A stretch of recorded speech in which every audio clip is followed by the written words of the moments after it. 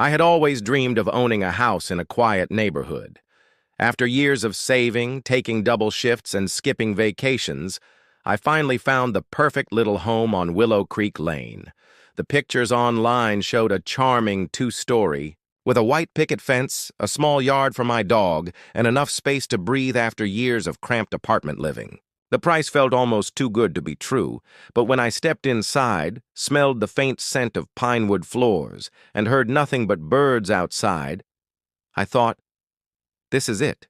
This is peace. My realtor, Mrs. Garland, smiled as she watched me fall, in love with the house. The neighborhood's nice, families, retirees, a safe, quiet street. She hesitated for a fraction of a second, then quickly added, I think you'll be happy here. I should have paid more attention to that hesitation. The day I moved in, the street was alive with curious eyes peeking through curtains. A few. Neighbors waved politely. One couple even brought over a pie. It all felt like the American dream, until I met the man who lived next door. His name was Richard Foyle, though everyone called him Rick.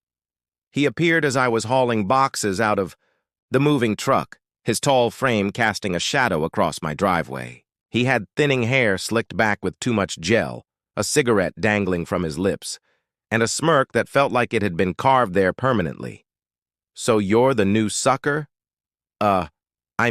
Neighbor, he said with a chuckle that never reached his eyes. Hope you like noise. We like to live free around here. I forced a smile. Nice to meet you. I'm Daniel. Danny boy, he said immediately, as if he had renamed me for his own amusement. Welcome to the jungle. From that moment, I had a feeling Rick was going to be trouble. I just didn't know how bad it would get. The first few days went smoothly. I unpacked, painted walls, mowed the lawn. But on the fourth night, I was jolted awake by blaring music. It was 2 a.m, and Rick's backyard had transformed into a rave. Floodlights strobed against my bedroom windows. Bass rattled the walls, and drunken laughter spilled over the fence. I stumbled outside in pajamas, clutching a flashlight like a weapon. I walked over to his fence and shouted, Hey, can you turn it down? People are trying to sleep. Rick appeared, beer in hand, eyes glassy. Danny boy, didn't know you liked to party. Come on over. I've got work in the morning, I said firmly. He leaned in close, his breath sour with alcohol. Then maybe you should have bought a house in a retirement home. This is my street. He turned and walked back inside, leaving the music blasting until sunrise. That was strike one. The next weeks turned into a slow descent. Rick seemed to take pleasure in pushing boundaries. His dog, a hulking Rottweiler named Tank, was always unleashed, roaming into my yard to tear up flower beds. He'd park his rusted pickup halfway across my driveway, blocking my car. He'd throw cigarette butts over the fence, littering my lawn like confetti. When I tried confronting him, he laughed it off. Relax, Danny boy. Life's too short to sweat the small stuff. But it wasn't small stuff. It was constant, suffocating disrespect. And worse, the rest of the neighbors seemed oddly silent about it. When I asked the woman across the street, Mrs. Lang, if Rick had always been like this, she paled and muttered, It's best not to get involved. Then she hurried back inside and locked her door. It was as if Rick ruled the block, and everyone had learned to endure him like a natural disaster. Things escalated when I finally put up a fence of my own, higher than his, to reclaim some privacy. The next morning, I found spray paint across the wooden panels. Go back where you came from. My hands shook as I scrubbed at the red letters, but the paint had sunk deep. That night, I lay awake in bed, listening to Tank's growls echo through the walls, and realized my dream home had begun to feel like a prison. Then came the accidents. My mailbox was smashed. My trash bins disappeared, only to reappear days later filled with rotten food. A nail was wedged into my car tire. Each time I suspected Rick, but without proof. I was helpless. When I called the police about the late night noise, they shrugged. Unless he's breaking the law directly, there's not much we can do. Rick knew exactly how to dance along the line of legality, tormenting without leaving evidence, and every time I caught his smirk across the yard, I felt a shiver of dread. The breaking point came one evening in autumn. I returned from work to find my front door slightly ajar. My stomach dropped. Inside, nothing appeared stolen, but someone had been there. I could feel it. A chair was moved, a picture frame tilted, and sitting on my kitchen counter was a single cigarette butt still faintly warm. I didn't smoke, but Rick did. When I confronted him, he burst out laughing. "Paranoid much, Danny boy? Maybe you forgot to lock up. Maybe Ghost did it." "Who knows?" I wanted to hit him. Instead, I called the police again, but with no signs of forced entry, they dismissed it. That night, I pushed a chair under the doorknob, lay awake in the dark, and wondered if I had made the biggest mistake of my life buying this house. By winter, my home no longer felt like mine. It was a stage for Rick's games. He had a way of making me question my sanity. Small things like tapping noises at night, shadows moving past my window, or whispers of Tank's growl just beyond the fence. Sometimes I wondered if I was imagining it. But then I'd see Rick, the next morning, sipping coffee on his porch, smiling like the devil himself, and I knew it wasn't in my head. And the worst part, I couldn't escape. Selling the house so soon would ruin me financially. I was trapped. One snowy night, as I shoveled my driveway, Rick approached, his breath steaming in the cold. He leaned close and whispered, "This is only the beginning. Danny boy, you don't belong here, and I always get what I want." The shovel slipped from my hand, clattering against the pavement. In that moment, I understood. Rick wasn't just a bad neighbor. He was a predator, and I was his prey. Snow clung to the eaves of my house like fragile lace. But inside, I felt none of the season's calm. Every day, I woke up expecting something new from Rick. And every night I lay in bed listening for footsteps, whispers, or Tank's guttural growls just beyond the wall. At first, I thought maybe I was paranoid. Maybe stress was magnifying everything. But then the pattern became undeniable. Every time I tried to reclaim a piece of normal life, fixing the fence, cleaning my yard, even inviting a coworker over for coffee, Rick countered with something calculated to shatter it. One Saturday morning, I opened my curtains to find dead rats scattered across my lawn. Their bodies stiff with frost, their little eyes clouded white. My stomach turned, and I nearly vomited right there. Across the fence, Rick was on his porch with Tank at his feet. He raised a mug in a mock toast. That same night, my coworker Jenny, who'd come by earlier, texted me, "Thanks for having me, but your neighbor creeped me out. He stared at me the whole time I was leaving. Don't invite me again, okay?" Another piece of my life, gone because of him. I started keeping a journal, documenting everything. Dates, times, photos of the spray paint, the dead rats, the smashed mailbox. I called the police with each incident, but their responses blurred into the same flat lines. No evidence. Could have been kids. Without witnesses, we can't prove it's him. It was like Rick knew the exact limits of the law. He didn't punch me or break my windows while I was watching. He didn't threaten me in front of others. He chipped away at my sanity piece by piece, with just enough subtlety to stay untouchable. The worst part was the neighbors. At first, I thought maybe we could form a united front. But the more I spoke with them, the clearer it became. They were terrified of him, too. Mr. Lang, the old man across the street, lowered his voice when I asked him, "You think you're the first?" "He drove the Carsons out. Before them, the Rileys. No one lasts more than a year next to him." "Why doesn't anyone report him?" I pressed. Mr. Lang's eyes darted toward Rick's house, then back to me. "We did. Cops came. Nothing stuck. People stopped trying. Best advice? Keep your head down." He shut his door before I could respond. Isolation sank its claws into me. My friends stopped visiting. My coworkers noticed the bags under my eyes. Even my dog, Max, seemed nervous, whining at night as though he, too, sensed the tension bleeding through the walls. I tried fighting back in small ways. I installed cameras around the house, motion lights by the driveway. But within a week, one of the cameras was smashed. Another time, I found the cords cut clean. The message was clear. I see your defenses. They mean nothing. Then came the letters. At first, just scraps of paper shoved under my door, scribbled with crude messages like, "You'll never win. You should have never moved here. I can always get in. I called the police. Again." This time, the officer actually looked concerned. "Keep the notes. We'll file a report. But unless you catch him delivering them, our hands are tied." I wanted to scream. Catch him? What was I supposed to do? Stake out my own doorstep 24/7? The breaking point came one night in February. A storm raged outside, the kind that howled through the cracks and made the house tremble.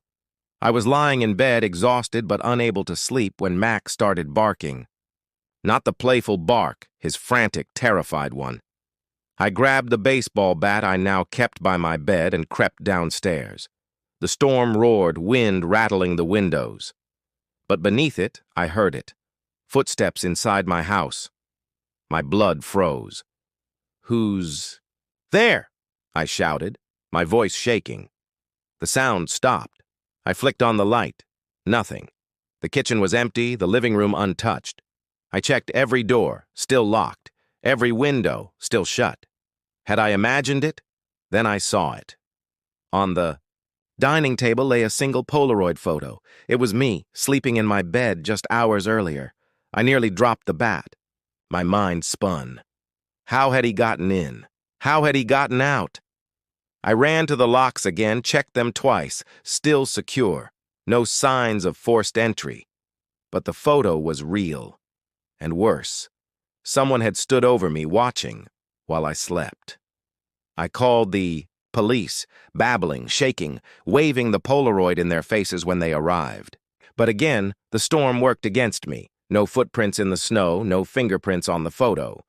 The officer sighed. "We'll add it to the file, but, sir, without proof it's him." "It's him!" I shouted. "It's Rick! It's always him!" The officer's look was pitying.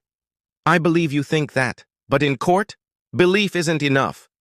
They left me alone in the storm, clutching the photo like it was proof of my own madness. Sleep abandoned me completely after that. I nailed boards across the windows. I set up makeshift tripwires in the hallway. Max slept curled against my side. Both of us jolting awake at every creak. My work suffered. I snapped at coworkers. I stopped answering calls. When my sister, Emily, insisted on visiting, I begged her not to. "You don't understand. It's dangerous." "Dan, you sound paranoid," she said gently. "You need help. Professional help." That cut deeper than anything Rick had done. Because what if she was right? What if I was unraveling? Maybe the footsteps, the shadows, even the Polaroid? Maybe stress had twisted them in my head. But then I'd look across the yard, see Rick sitting there with Tank, staring at me with that infuriating smirk, and I knew I wasn't crazy. I was under siege. One night, as I sat in the dark with only the glow of the TV for company, my phone buzzed with an unknown number. "Danny boy," a voice drawled. My chest tightened. "Rick, how did you get this number?" I whispered. He chuckled. "You left your garage unlocked last week. Nice computer, by the way. Real easy to pull a contact list." My throat went dry. "You know what I love, Danny boy? Watching you squirm. Every little twitch, every sleepless night. You're a rat in a maze, and I'm the cat.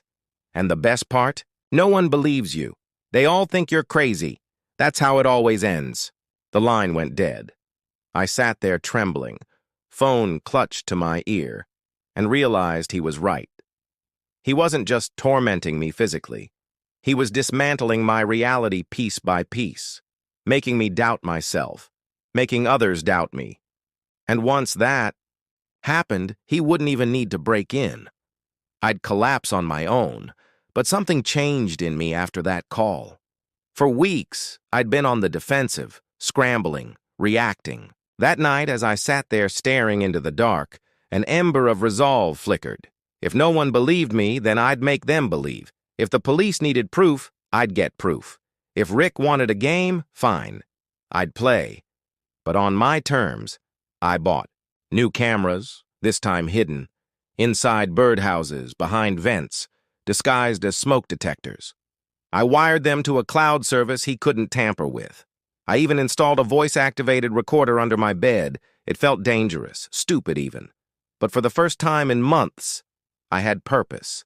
I wasn't just a victim anymore. I was waiting, watching, and when Rick slipped up, and I knew he would, I'd be ready. For weeks, my house became less a home and more a fortress wired for war. I checked the hidden cameras every morning, every night, fingers trembling as I scrolled through the feeds. Most of the time, they showed nothing, just snow falling, max. Pacing, me tossing in bed, but that didn't discourage me, because Rick was arrogant. He couldn't resist showing his hand eventually, and when he did, I'd be ready. The first real break came 2 weeks later. One of the birdhouse cameras caught him in the dead of night, creeping along the fence line with Tank. He bent down, tossed something into my yard, and slinked back into the shadows. The next morning, I found shards of glass scattered across the snow right where Max usually ran. Rage boiled in me. My dog could have been maimed. I wanted to storm across the fence, slam my fists into Rick's smug face, but instead I breathed, clenched my jaw, and uploaded the footage to my cloud drive. Proof, finally. Proof. But I needed more. The police had shrugged off dead rats, spray paint, even the Polaroid. They wanted something undeniable, something they couldn't ignore, so I decided to bait him. I started leaving subtle openings, my garage door slightly ajar, a light left. On in the attic, a package deliberately sitting on my porch overnight. Invitations. I pretended to relax, to stop calling the police, to let him think he had won.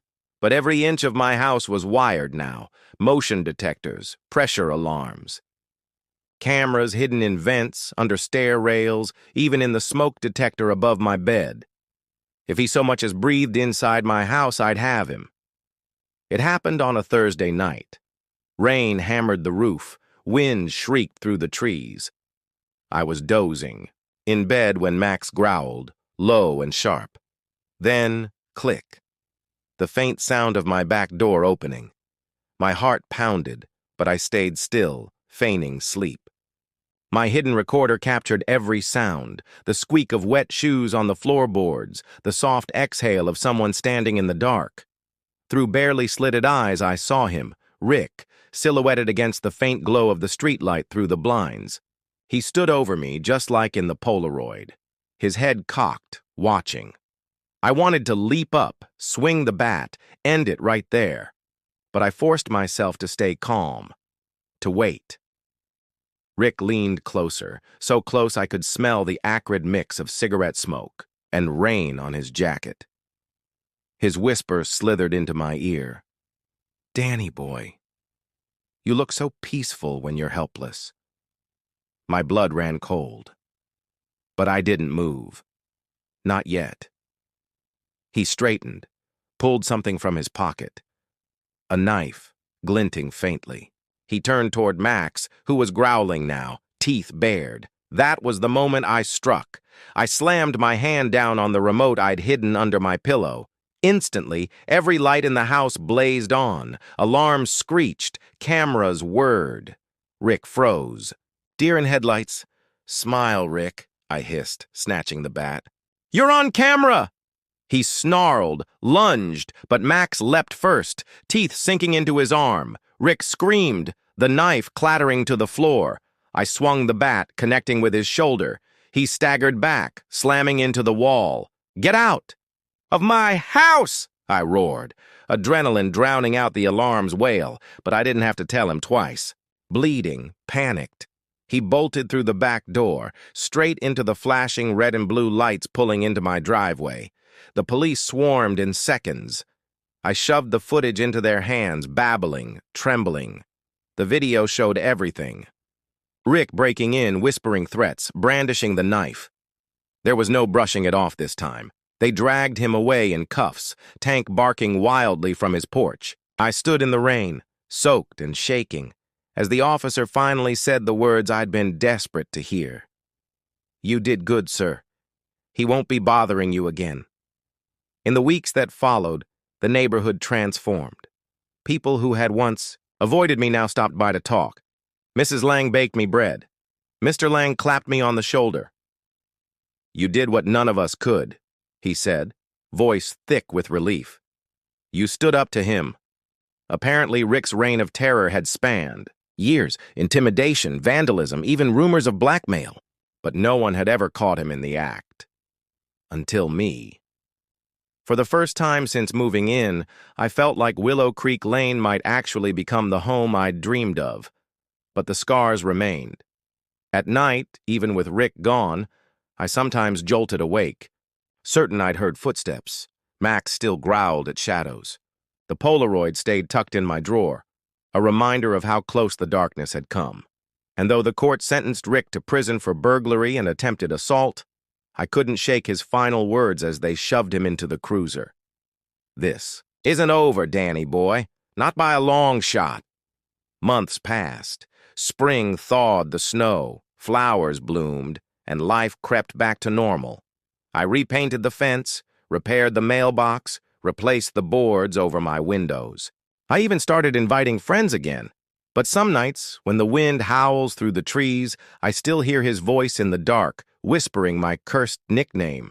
And I wonder, when Rick gets out, as he someday will he come back, or worse? Has he already found someone new to torment? Another unsuspecting soul chasing the dream of a quiet home, only to find themselves trapped in a nightmare?